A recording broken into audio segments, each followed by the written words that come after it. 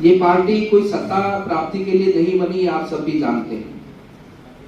ठीक है, आज के समय पर जैसा कि विधायक जी ने कहा कि अपने जीवन को व्यापन करने के लिए कार्यकर्ताओं को काम भी, व्यवसाय भी करना होगा, क्योंकि अपना जीवन रहेगा तभी तो हम देश बना पाएंगे, तभी तो देश को आगे बढ़ा पाएंगे। और देश हित में ही अपनी ऊर्जा को लगाकर इस पार्टी को आगे बढ़ाना। इस पार्टी को आगे बढ़ाने का अर्थ है कि देश को आगे बढ़ाना, क्योंकि पार्टी का कोई भी कार्यक्रम ऐसा नहीं है जिसमें हमारे राष्ट्र के उत्थान का, हमारी संस्कृति के विकास का उद्देश्य ना जुड़ा हो। हमारी एक एक रूपरेखा, एक एक हमारी विचारधारा का एक एक शब्द हमारे इस देश को, हमारी संस्कृति को आगे बढ़ाने का भाव है।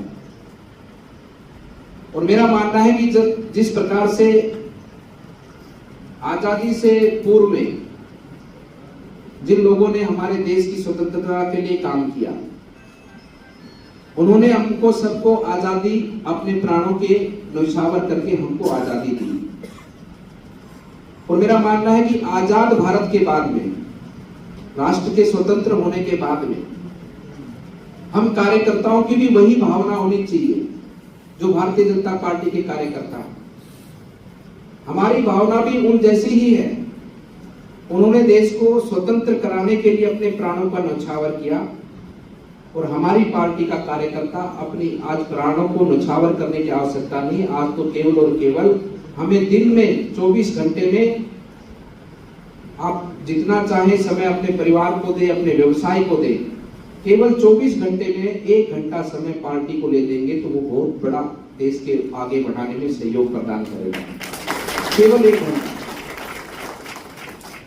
और आप, मैं मानता हूं आप भी उसी स्तर पर हैं जो हमारे वीर हुए हैं। मैं तो भारतीय जनता पार्टी के कार्यकर्ताओं को उसी रूप में देखता हूं,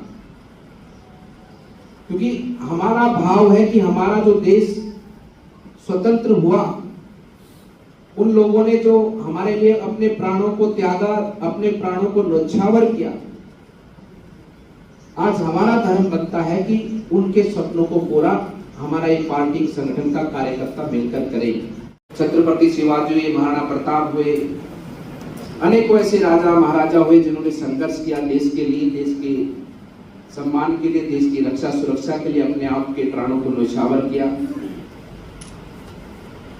और राजा गंगा सिंह जी ने भी जो अपने देश के लोगों के लिए किया, मुझे नहीं लगता कि इतिहास में कोई ऐसा वर्णन किसी और राज्य का होगा कि जिन्होंने अपना सर्वोच्च अपने जनमानस की सेवा के लिए अर्पित किया हो।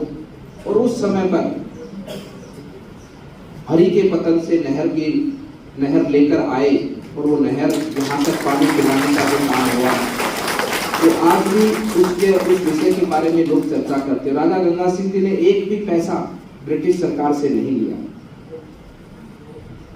उस समय राजा गंगा सिंह जी जब जाते थे तो गंगानगर में हमारा मुवासी नाथ जी का मंदिर है, आज भी है वहाँ। आज भी गंगा सिंह जी के ऊपर एक हवेली बनी हुई है जिसमें वो वहीं रुकते थे। और गंगानगर रियासत का काम उस समय हमारे मुवासी नाथ जी, जो एक बहुत बड़े वकील भी होते थे उस समय के, वो देखते थे। जब गंग नहर लेकर आए तो उस समय उनको पैसे की भी आवश्यकता रही, क्योंकि राज परिवार से ही सारा पैसा उसमें लगाया गया था। तो हमारे मठ ने भी उस समय पर सहयोग किया था, और राजा गंगा सिंह जी ने फिर हमारे उस सहयोग के माध्यम से या उसके लिए राजा गंगा सिंह जी ने हमारे गंगानगर में 57 वर्गों का चक हमारे मठ को दिया था। उस समय पर गद्दी पर महंत हमारे पूर्णनाथ जी महाराज, जिस गद्दी पर मैं हूँ, वो विराजमान थे।